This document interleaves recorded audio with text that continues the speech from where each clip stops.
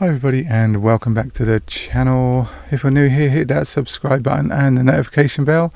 Today we are looking at a way of selecting alternative vertices without going through selecting alternative vertices.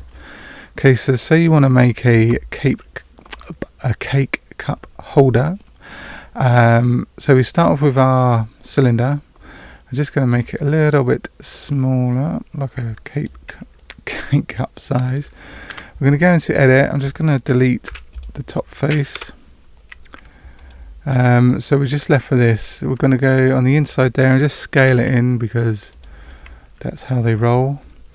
So now we want to select every other one of these vertices.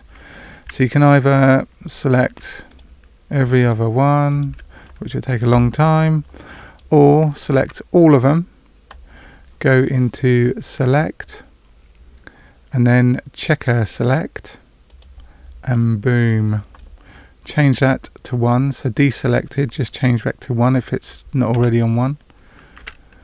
And there we go. Now what you can do is just scale. Let's just come out of that bit a minute. So scale, and then we've got our cheeky little cake cup holder. So obviously we can just scale that on out and make it as big or as small as you want. Give it a cheeky little